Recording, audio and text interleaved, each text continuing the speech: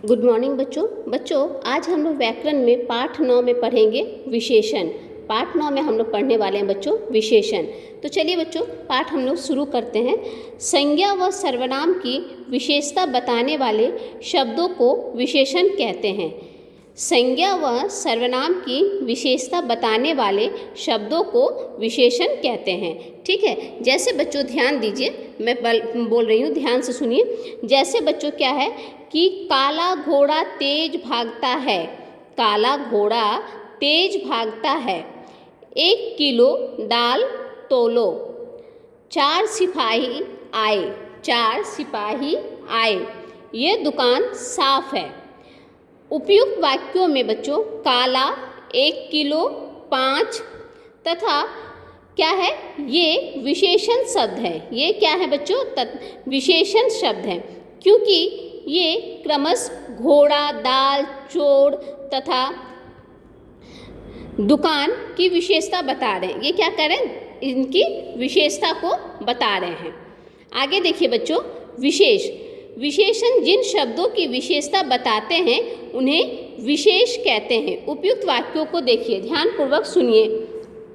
ये हमारा वाक्य है, क्या है, पहला, तो पहला उसका विशेषण है काला, दूसरा 1 किलो, तीसरा 5 और चौथा है बच्चों ये। इसकी विशेष क्या है, घोड़ा, दाल, चोर, दुकान। तो ये बच्चों ये सारे जो शब्द हैं, मैं एक बार फिर से आप लोग को समझा दे रही हूँ, ध्यानपूर्वक सुनिए। पहला जो हम लोग क्या लिख रहे हैं, वाक्य लिख रहे हैं, विशेषण लिख रहे हैं, विशेष लिख रहे हैं। तो बच्चों क्या होता है कि संज्ञा व सर्वनाम की विशेषता बताने वाले शब्द को हम लोग क्या कहते हैं बच्चों, विशेषण कहते हैं। संज्ञा व सर्वनाम की विशेषता बताने वाले शब्दों को हम लोग विशेषण कहते हैं, मतलब किसी की विशेषता बताने वाले। जैसे मान लीजिए कि अगर हम कहेंगे ये कलम बहुत अच्छा है, तो मतलब क्या है, ये कलम की विशेषता है कि ये कलम बहुत अच्छा है। जैसे मान लीजिए घोड़ा, तो काला घोड़ा तेज भागता है, मतलब यहाँ पे क्या है, काला जो है बच्चों, काला क्या कर रहा है, घोड़ा की विशेषता बता रहा है कि काला घोड़ा ही, मतलब काला घोड़ा तेज भागता है, तो उसकी वो विशेषता बता रहे।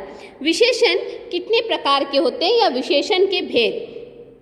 विशेषण के भेद बच्चों ध्यान दीजिए, विशेषण के भेद, विशेषण 4 प्रकार के होते हैं। विशेषण कितने प्रकार के होते हैं बच्चों, तो विशेषण 4 प्रकार के होते हैं। क्या क्या, गुणवाचक विशेषण, परिणामवाचक विशेषण, संख्यावाचक विशेषण, सर्वनामिक विशेषण। अब हम लोग जानेंगे गुणवाचक विशेषण किसे कहते हैं।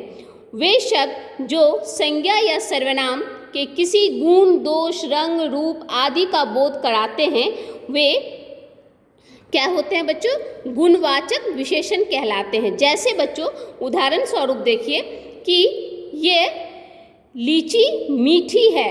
ये लीची क्या है, मीठी है। तो यहाँ पे मीठी क्या हुआ बच्चों, ये मीठी क्या हुई, इसकी मतलब गुण बता रहा है। किसके गुण बता रहा है, तो लीची की गुणवाचक विशेषण क्या है बच्चों, गुणवाचक विशेषण। ध्यानपूर्वक और एक बार सुनिए। वे शब्द जो संज्ञा या सर्वनाम के किसी गुण, दोष, रंग, रूप आदि का बोध कराते हैं, वे गुणवाचक विशेषण कहलाते हैं। मतलब रंग, रूप, गुण, दोष आदि का बोध कराए, उन्हें हम क्या कहते हैं, गुणवाचक विशेषण कहते हैं। दूसरा हमारा है दुबला, बालक जल्दी थकता है। जैसे इसकी ये क्या बता रहे हैं, दोष बता रहे हैं। क्या दोष है इसका, कि दुबला बालक जो है वो जल्दी थकता है। उसके बाद देखिए परिश्रमी लोग सफल होते हैं। परिश्रमी जो मेहनत करते हैं, वो इसकी लोग के बारे में विशेषता बता रहे हैं कि जो परिश्रमी लोग हैं वो क्या होते हैं ना, सफल होते हैं।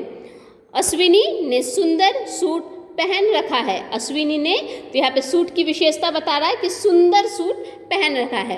क्यों, क्योंकि मैंने देखिए बच्चों पहले आप लोगों को क्या बताया कि गुण, दोष, रंग, रूप आदि का बोध कराते हैं, उन्हें हम कहते हैं गुणवाचक विशेषण। ठीक है बच्चों, अब देखिए इन वाक्यों में मीठी, दुबला, परिश्रमी और सुंदर गुणवाचक विशेषण है। जैसे कि मैंने अभी आप लोगों को बताया बच्चों कि मीठी, दुबला, परिश्रमी और सुंदर गुणवाचक विशेषण है, जो क्रमशः लीची, बालक और सफल तथा शूट की विशेषता बता रहे हैं।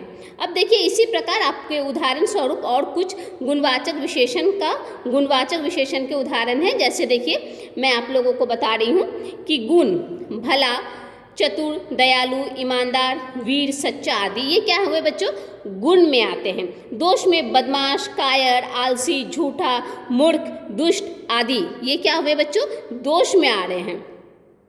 अब रंग में देखिए बच्चों, गुलाबी, नीला, पीला, हरा, सफ़ेद, काला, लाल आदि ये हमारे रंग में आते हैं। आकार का मतलब उसका आकार जैसे हुआ वो है हमारा ऊंचा, नीचा, मोटा, गोल, गहरा, चौकर, मोटा आदि। दशा खुशी, दुखी, खुश, दुखी, बीमार, स्वस्थ, कमज़ोर ये सारे आप लोगों के स्वाद में हुआ। मधुर, फीका, बोलते हैं ना कि ये बहुत फीका है, ये सब्जी, आज का सब्जी बड़ा फीका है, मतलब ये हमारे स्वाद में आते हैं। काल में आते हैं आधुनिक, प्राचीन, नवीन, पुराना ये हमारे काल में आ रहे हैं। स्थान जापानी, भारतीय, रूसी, पंजाबी ये सारे और बहुत सारे उदाहरण हैं, ये हमारे किस में आ रहे हैं बच्चों, स्थान में आ रहे हैं। अब देखिए बच्चों आगे मैं बता रही हूँ, आगे का ध्यान से देखिए।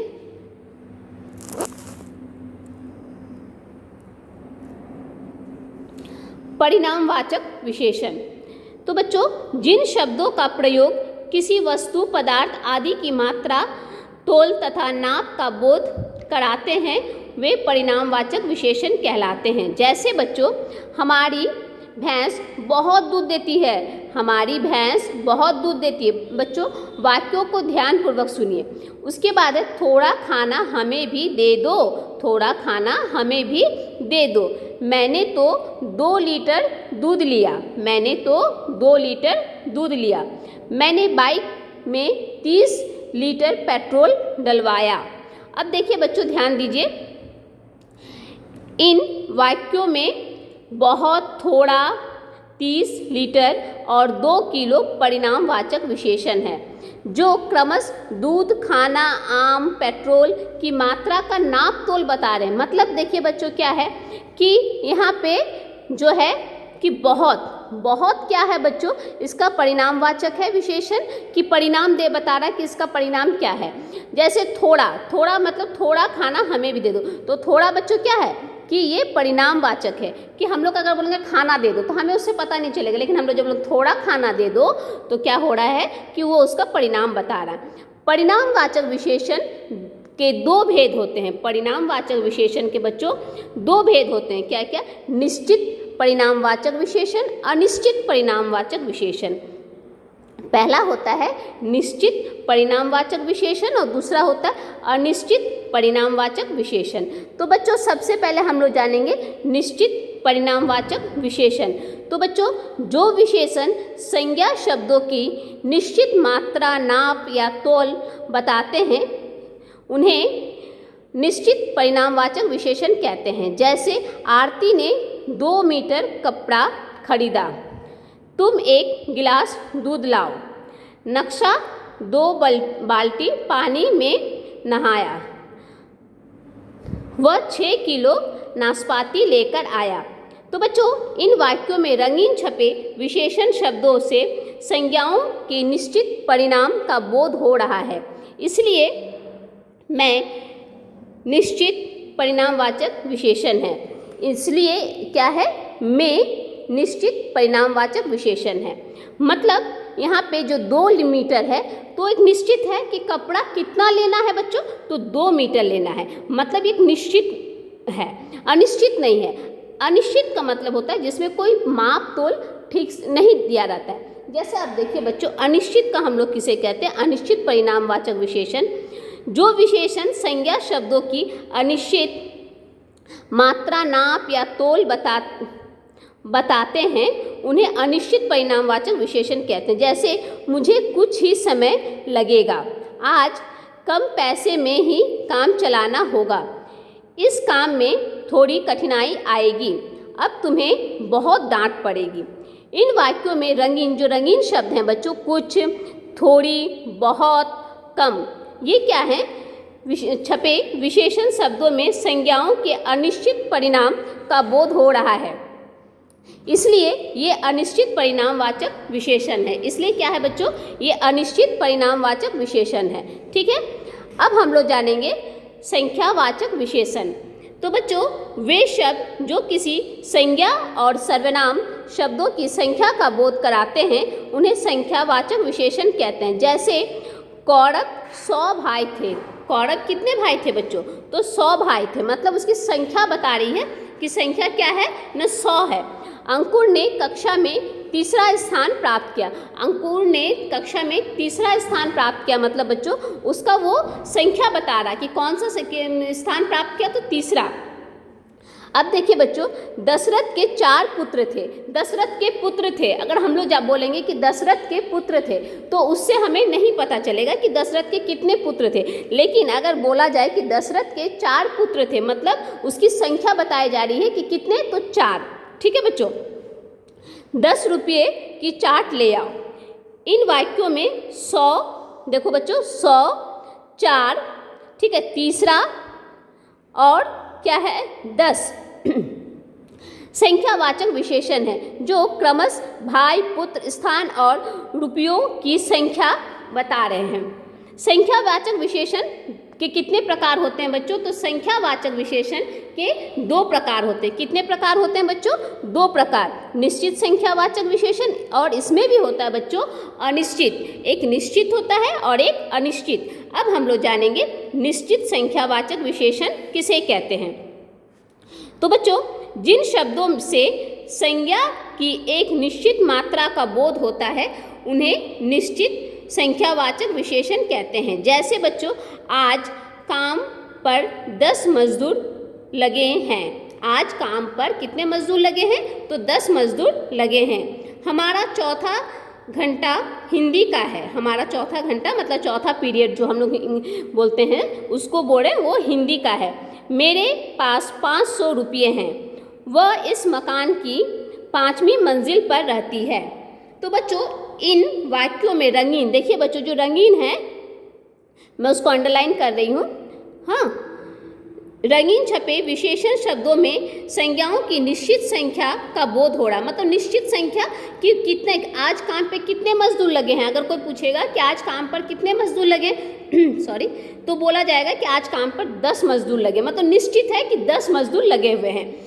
लेकिन आगे देखिए 500, अगर 500 बोला जा रहा है तो क्या है ना, 500 रुपये। मेरे पास कितने रुपये हैं, तो 500 रुपये हैं।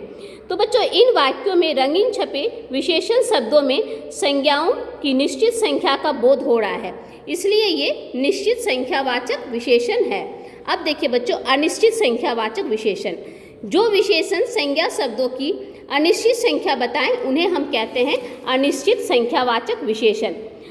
देखिए संख्यावाचक विशेषण क्या है, उदाहरण देखिए बच्चों, तुम्हें कॉफ़ी नाश्ता मिल गया है। तुम्हें कॉफ़ी नाश्ता मिल गया है। कुछ पैसे वहाँ रखे हैं। उन्होंने बहुत खर्च कर दिया है। उन्होंने बहुत खर्च कर दिया है। फिर है, आज कक्षा में कम बच्चे आए हैं, मतलब कम बच्चे, कितने बच्चे, 2 बच्चे, 4 बच्चे, 3 बच्चे, लेकिन यहाँ कोई संख्या नहीं बताई जा रही है। यहाँ बताई जा रही है कि कम बच्चे आए हैं। इन वाक्यों में रंगीन छपे विशेषण शब्दों से संज्ञाओं के अनिश्चित संख्या का बोध हो रहा है, इसलिए ये अनिश्चित संख्यावाचक विशेषण है। ठीक है बच्चों, अब है हमारा सर्वनामिक विशेषण। जो सर्वनाम शब्द विशेषण की तरह कार्य करते हैं उन्हें सर्वनामिक विशेषण कहते हैं। जैसे उदाहरण देखिए बच्चों, कोई लड़का घूम रहा है। कई लड़के या कोई लड़का घूम रहा है, मतलब हाँ कोई एक लड़का घूम रहा है। वह आदमी झूठ बोल रहा है। वह आदमी क्या कर रहा है ना, झूठ बोल रहा है। मुझे ये काम बिल्कुल पसंद नहीं है। मुझे ये काम बिल्कुल पसंद नहीं है। वे लड़के पार्क में चले गए हैं। वे लड़के पार्क में चले गए हैं। इन वाक्यों में रंगीन छपे शब्द सर्वनामिक विशेषण है, क्योंकि ये अपने बाद आई संज्ञाओं लड़का, आदमी, काम, लड़के की विशेषता बता रहे हैं। सर्वनाम और सर्वनामिक विशेषण में अंतर। देखिए बच्चों, जिन सर्वनाम शब्द के बाद संज्ञा शब्द का आकार और सर्वनाम शब्द उसकी विशेषता बताते हैं तो उसे सर्वनामिक विशेषण होता है। यदि उसके बाद संज्ञा शब्द ना आए तो वह सर्वनाम होता है। निम्नलिखित उदाहरण को ध्यानपूर्वक सुनिए बच्चों और देखिए। सर्वनाम सर्वनामिक, वह खा रही है, वो क्या कर रही है, खा रही है, यह सर्वनाम है। और सर्वनामिक, वह लड़की खाना खा रही है। वो खा रही है मतलब क्या है बच्चों, वह खा रही है मतलब बोला जा रहा है कि वो लड़की खा रही है, तो वो हुआ हमारा सर्वनाम। और सर्वनामिक बच्चों उसे कहते, देखिए कि वह लड़की खाना खा रही है। आज कोई आया था, आज कोई आदमी आया था, ये हमारे क्या है, सर्वनाम और ये सर्वनामिक। ये दोनों में बच्चों आप लोगों को उदाहरण स्वरूप मैं बता रही हूँ, ध्यानपूर्वक सुन के देखिए कि क्या ये तुमने किया है, क्या ये तुमने किया है, क्या ये काम तुमने किया है। वे खेल रही है, वे बच्चे खेल रही है, वे बच्चे खेल रही है। तो बच्चों जो शब्द विशेषण शब्दों की विशेषता बताते हैं उन्हें प्रविशेषण कहते हैं। उन्हें क्या कहते हैं, प्रविशेषण कहते हैं। वाक्य और प्रविशेषण विशेषण। वह बहुत अच्छा कार्य करता है, बहुत और अच्छा। ये रोटी अधिक मुलायम लग रही है, इसमें अधिक और मुलायम। अब देखिए बच्चों विशेषण की तुलनात्मक आवश्यकताएं क्या है। वस्तुओं, स्थानों या प्राणियों आदि के बताने या उनके आपस में मिलान करने को तुलना कहते हैं। तुलना करने में वस्तुओं आदि के गुण दोष में कमी या अधिकता होती है, इसे तुलनात्मक आवश्यकता या रूप कहा जाता है। विशेषण के गुण दोषों की 3 तुलनात्मक आवश्यकता क्या क्या है, मूल अवस्था, उत्तरावस्था, उत्तम अवस्था। इसमें किसी मूल अवस्था में क्या बच्चों, इसमें किसी का गुण दोष सामान्य रूप में कहा जाता है, अर्थात जिसमें तुलना नहीं होती है। जैसे ललिता सुंदर लड़की है, गिलास में दूध गर्म है। उत्तरावस्था जब दो प्राणियों, वस्तुओं या स्थानों की तुलना करते हैं तो एक को दूसरे से अच्छा या बुरा बताते हैं। जैसे गुलाब गुड़हल से सुंदर है, मोहन रोहन से पतला है, मतलब मोहन रोहन से पतला है, मतलब दोनों में बताया जा रहा है कि किसी उसमें क्या होता है बच्चों, उत्तरावस्था में किसी को किसी से अच्छा या बुरा बताया जाता है। उत्तम अवस्था, जब 2 से अधिक वस्तुओं या प्राणियों की आपस में तुलना करके किसी एक को सबसे अच्छा या सबसे बुरा बताया जाता है, तब उस अवस्था को उत्तम अवस्था कहते हैं। जैसे रोमा लड़कियों में सबसे सुंदर है, गीता पवित्रतम ग्रंथ है। तो ये क्या बताया जा रहा है बच्चों, आगे देखिए। यहाँ पे देखिए बच्चों कुछ उदाहरण आप लोग के दिए गए हैं। अधिक, अधिकतर, उच्च, उच्चतर। मतलब यहाँ आप लोगों के क्या है, कुछ विशेषण शब्दों की 3 आवश्यकताओं का उदाहरण दिए गए हैं। अब देखिए बच्चों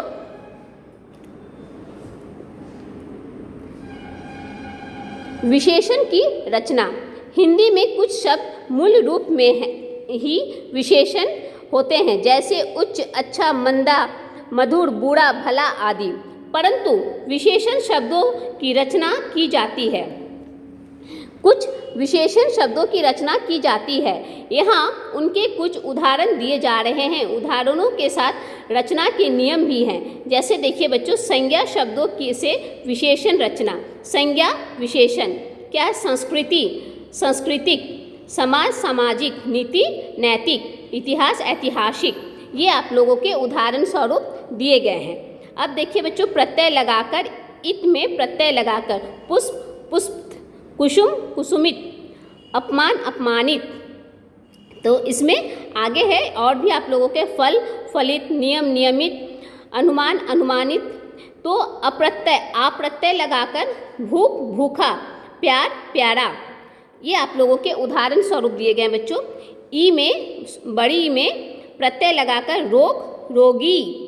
फिर यहाँ पे देखिए बच्चों क्या आ रहा है, मात्रा का उच्चारण आ रहा है कि बड़ी की मात्रा का उच्चारण आ रहा है रोगी। दुख, दुखी। तो बच्चों अब हम लोग आगे की वीडियो में इसका जो दूसरा भाग है उसके बारे में जानेंगे। ठीक है बच्चों, धन्यवाद।